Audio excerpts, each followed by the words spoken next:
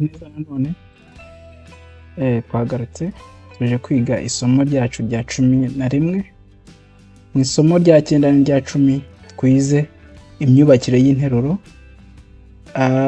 Ngira ngo twarebye byinshi aho hajya inshinga, ahajya ruhamwa, twarabibonye kandi ni byiza mukomeze mubisubiremo kugira ngo turusheho gukurikirana n'amasomo akurikira neza.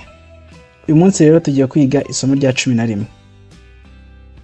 Isomo rya 11 ni insimburazina. Lection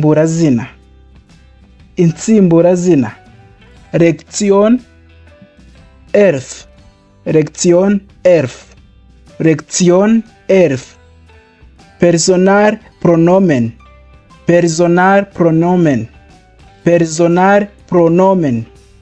Personal pronomen. Muri kubibona? Personal pronomen. Ni kwa ngo ni isomo rya 11 insimburazina. Nizo tugiye kurebaho uyu munsi. Yego.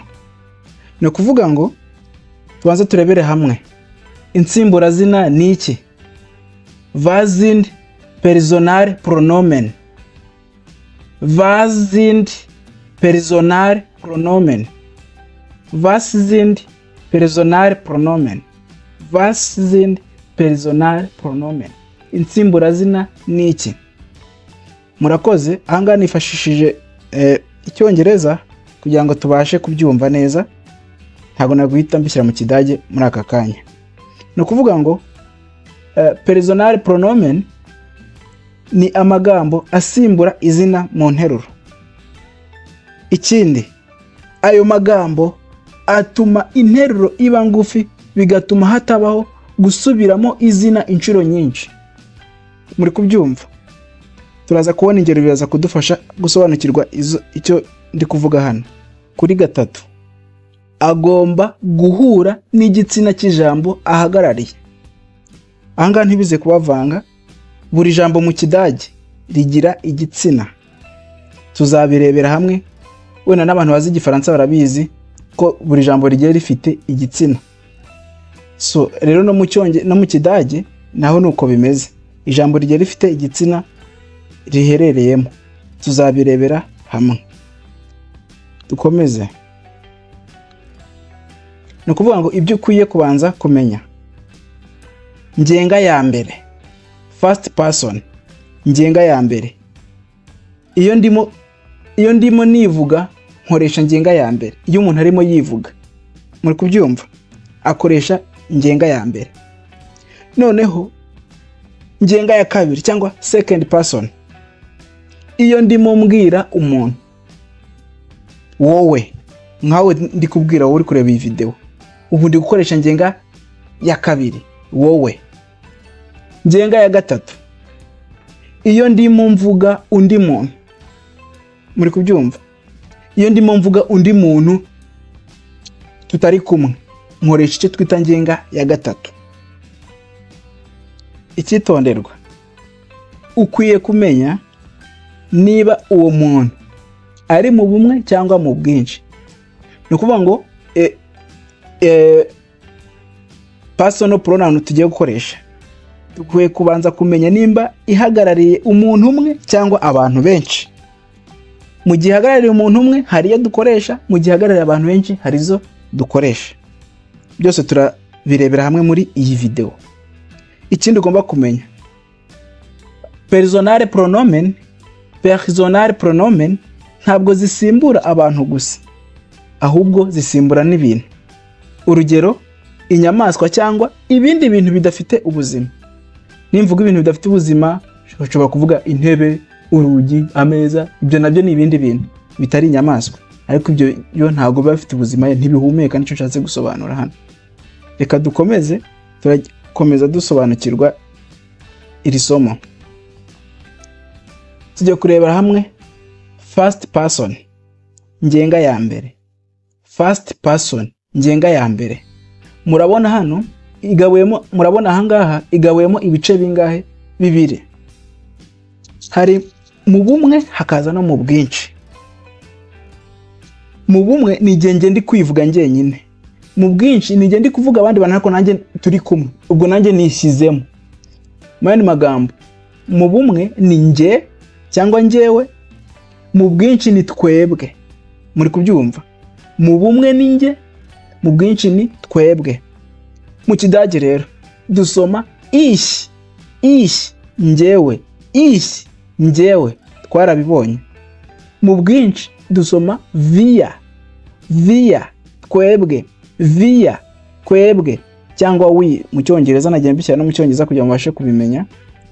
Wir, twebwe. Reka turebe hano urugero. Ich wohne in Kigali, ntuye i Kigali. Murabona ahangaha ni mu bumwe, ndimo nivuga njyenyine. Mu bwinshi turavuga ngo wir wohnen in Kigali, dutuye i Kigali. Muri kubyumva neza? Ndashaka ko mugerageza kumva imikoreshereze y'ubwinshi n'ubumwe muri izi nteruro zikurikira, mubashe kumva neza akamaro ko kumenya nimba ndi kuvuga ubwinshi cyangwa ndi kuvuga mu bumwe. Ich heiße Eric, ich wohne aus Rwanda. Ich heiße Eric, ich komme aus Rwanda. Ich habe ein Kind, wir wohnen in Berlin, Muri kubyumva? Nitwa Eric, nturuka mu Rwanda, mfite umwana umwe, dutuye i Kigali.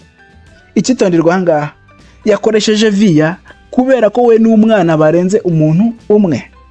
Yabanje yivuga ubwe kugeza ahangaha yarimo yivuga wenyine, ariko ageze hano wir wohnen in Berlin, ni kuvuga ngo yasashyiramo n'umwana we, ko bo we n'umwana batuye muri Berlin, niho batuye. Dukomeze tuze ku muntu wa kabiri, second person cyangwa ngenga ya kabiri. N'ubundi dufite mu bumwe tukagira no mu bwinshi. Mu bumwe ni du, wowe, mu bwinshi ni mwebwe, mwebwe, mwebwe, du, wowe. Tuze ku ngero. Eric, wo wohnst du? Eric, utuye he? Eric, und Bwiza, wo wohnt ihr? Eric na Bwiza, mutuye he? Murumva ko ahangaha yasagira ute? Yahise bashyira mu bwinshi kubera ko ari kubaza abantu babiri, ntabwo akiri kubaza umuntu umwe. Dusubiremo. Eric, wo wohnst du? Eric, wo wohnst du? Eric, utuye he? Eric und Bwiza, wo wohnt ihr? Eric na Bwiza, mutuye he? Murumva ko ahangaha yabikoze neza, abashyira mu bwinshi. Nuko ngo ahangaha twarebaga uburyo butiyubashye. Muko kubyitondera hano, aha ni mu buryo butiyubashye. Uri kubwira nyine abantu musanzwe muziranye, nyine abantu navuga b'inshuti. Abantu b'inshuti ntago ugombera kububaha. Noneho tuze mu buryo bwiyubashye, mu buryo buri fomo. N'ubundi tucyaka kuri ngenga ya kabiri niyo tukiriho, mu buryo bwiyubashye. Iyo ubwira umuntu umwe, n'ubundi ukoresha mwebwe, ni cya cyubahiro n'ubundi tugomba abantu nyine, tugomba umuntu wiyubashye. Iyo ari umuntu umwe n'ubundi tuvuga mwebwe, iyo ari benshi n'ubundi tuvuga mwebwe, mu buryo bwiyubashye. Urugero, tubanze tusome neza uko basoma iyi nsimburazina. Hano tuvuga zi, murabona zombi ni kimwe, ariko iyo ubwira abantu bahita bumva nyine icyo uvuze. Mu kuvuga niho bahita bumva icyo uvuze iyo uyikoresheje zino nsimburazina. Tuze ku ngero. Her ikuzwe, wo wohnen Sie? Bwana ikuzwe, mutuye he? Her ikuzwe und Frau Uwase, wo wohnen Sie?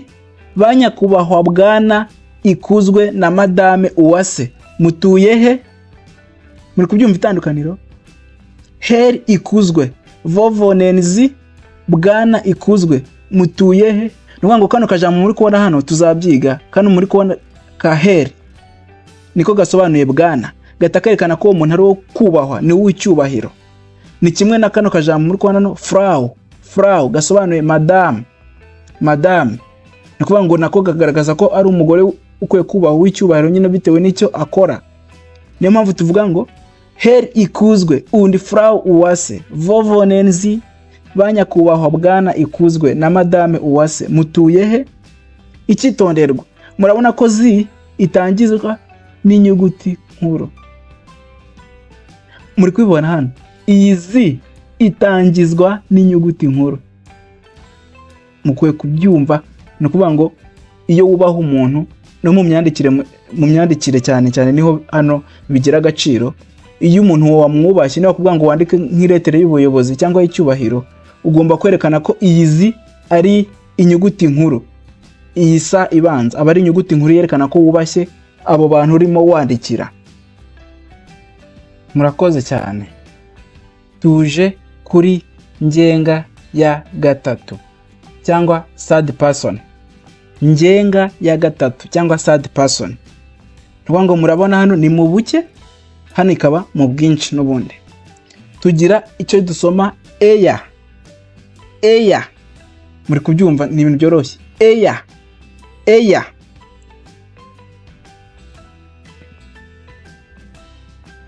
No kuvuga ngo iyi eya isobanura we cyangwa he, ariko y'igitsina gabo. Muri kubyumva? Eya ihagararira igitsina gabo, ariko kirimo kivugwaho. Eya. None tukagira n'iyi zi ihagarariye we, nayo ni we ariko ihagarariye igitsina gore, icyo twita mu cyongereza she. Nubundi dusoma zi nk'iyo tuzi n'ubundi yo mu cyubahiro, ariko murabona ko byandikwa mu buryo bugize utandukanye, turaza kubibona. Hanyuma tuze kuri s. Dusoma s bishatse kuvuga cyo cyangwa it, ibihagarariye ikintu. Iyi s ibihagarariye ikintu. None bino byose mu bwinshi, ibi byose uri kubona, yaba ari bano bantu, baba ari benshi, yaba ari abagabo benshi, baba ari igitsina gore abantu benshi, yaba ari ibintu byinshi, bihagararirwa na zi.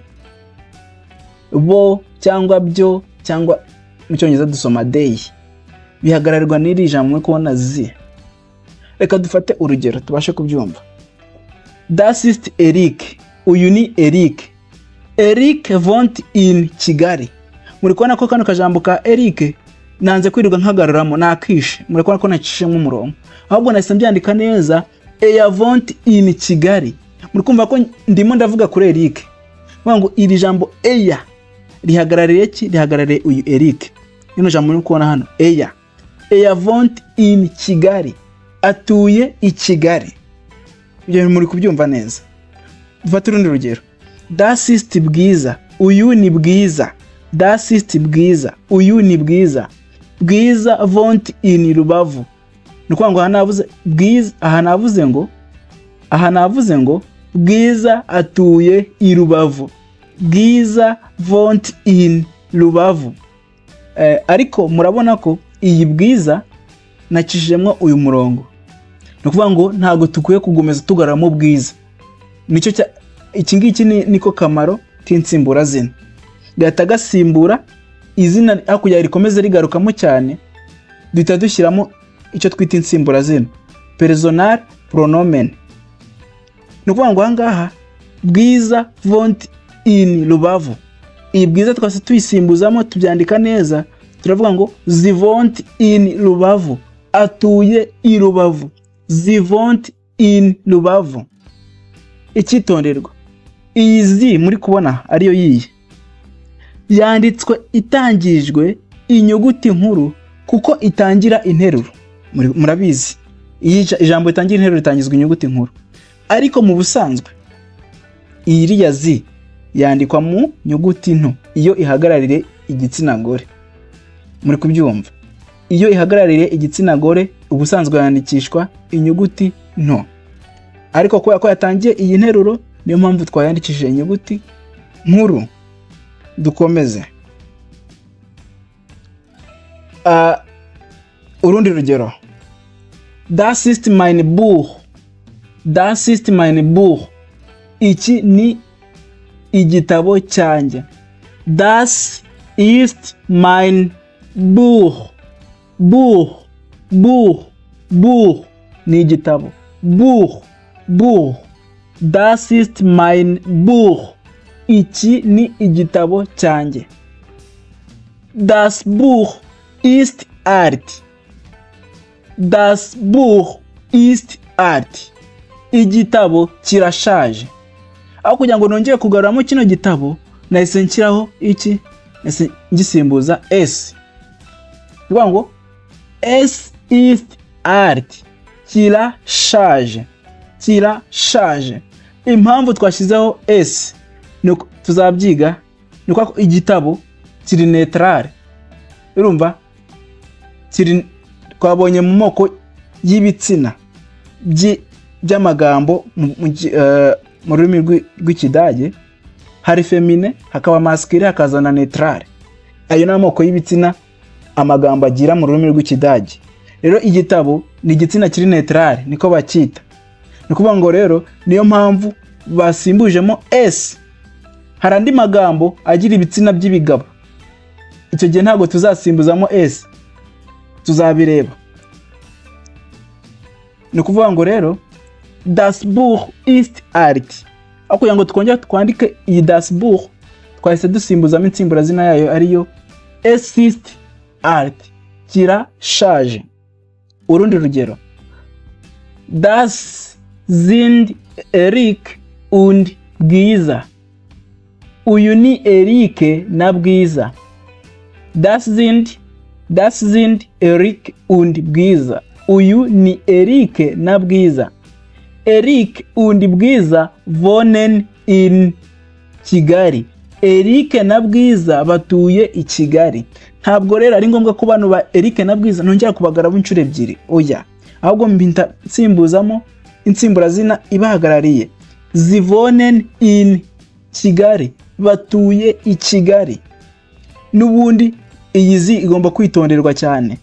Zi yanditswe itangijwe inyuguti nkuru kuko itangira interuro, ariko mu busanzwe yandikwa mu nyuguti nto iyo ihagarariye abantu mu buryo butubashywe. Muri kubyumva? Zi ibihagarariye abantu benshi mu buryo butubashywe, na zi ihagarariye igitsina gore byandikwa mu nyuguti ntoya. Hanyuma zi iba ihagarariye umuntu mu buryo bwubashywe, nazi ibihagarariye abantu benshi ariko mu buryo nabwo bwubashywe.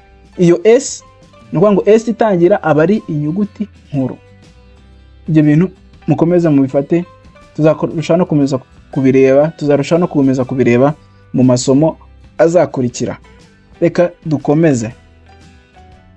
Incamake. Zusammenfassung. Incamake. Zusammenfassung. Incamake. Zusammenfassung. Mu bumwe no mu bwinshi. Singular na plural. Ni ukuvuga ngo first person cyangwa ngenga ya mbere ich ni mu bumwe, mu bwinshi iba wir. Musubiremo aya magambo neza. Mu bumwe iba ich, mu bwinshi ikaba wir. Umuntu wa kabiri second person cyangwa ngenga ya kabiri mu buryo butiyubashye ni du ihinduka iya n'ubundi mu buryo butiyubashye. Iyi du ihinduka iya byombi ni mu buryo butiyubashye. Hanyuma zi ni mu buryo bwiyubashye ihinduka n'ubundi zi mu buryo bugize bwiyubashye. Uyu ni umuntu umwe wiyubashye, aba ni abantu benshi biyubashye. Muri kubyumva ko biri kumvikana. Third person cyangwa ngenga ya gatatu. Iyi eya ihagararira masculine. Dusubire mu kuntu basoma hano. Masculine, masculine, masculine. masculine. Masculine ni ukuvuga ngo ni igitsina gabo. Masculine ni ukuvuga ngo iyi eya ihagararira ibintu byose bifatwa nk'igitsina gabo, yaba ibihumeka n'ibidahumeka, yaba abagabo nyine nk'uko bisanzwe, yaba n'ibindi bintu ariko byaba bihumeka cyangwa bidahumeka bifatwa nk'ibitsina gabo, bifatwa nk'ibigabo. Ibyo bintu byose bifatwa nk'ibigabo iyi eya irabihagararira. Tuzabireba, ntago ari abantu gusa, nicyo nashaka kuvuga. Iyi eya ntago ihagararira abantu gusa, hari n'ibisimba ariko bifatwa nk'ibigabo, hari n'ibintu bifatwa nk'ibigabo. Urugero nk'ameza. Ameza ni ikigabo, mu rurimi rw'Ikidage ameza ni ikigabo. Tuzabireba. Ni ukuvuga ngo iyi eya nayo iragize ute, irayahagararira. Tuze kuri zi. Kuri zi nayo ihagararira yego igitsina gore, yaba ari abantu cyangwa n'ibindi bintu bigize ute, byaba bihumeka cyangwa bidahumeka ariko bifatwa nk'ibigore mu rurimi rw'Ikidage. Byose iyi zi irabihagararira ibyo bintu. Tuze kuri S. Iyi S nayo ihagararira yaba ibintu bihumeka cyangwa n'ibidahumeka ariko byose bifatwa bifatwa nkaho biri neutrale mu rurimi rw'Ikidage. Hano dusoma neutrum, neutrum, neutrum, neutrum, neutrum, neutrum. Masculine, feminine, feminine, feminine, neutrum, neutrum. Kwa ngo rero iyi ni ngenga ya gatatu. Rero ubwinshi bwa buri kimwe, yaba ari eya ubwinshi bwayo ni zi, yaba ari ibitsina gore byinshi ubwinshi ni zi, yaba ari ibintu biri neutrale byinshi ubwinshi ni zi. Ndakeka ibi ngibi tubyumvise neza. Ibi turabyumvise neza. Danke, murakoze. Danke, murakoze. Kora subscribe, ukundi iyi video cyangwa uyilikinge, ukanda ku gikumwa aho hasi, usangize inshuti zawe. Usangize iyi video inshuti zawe. Hanyuma hasi muri comment wandikemo ibibazo, ibyifuzo, ibitekerezo kandi n'ibyo wishimira. N'ibyo wishimira nabyo byandikemo udushimira nimba ubona izi video ari ingirakamaro kuri wowe. Ndagushimiye cyane. Tschüss, auf Wiedersehen. Tschüss, auf Wiedersehen. Murabeho, tuzongere tubonane.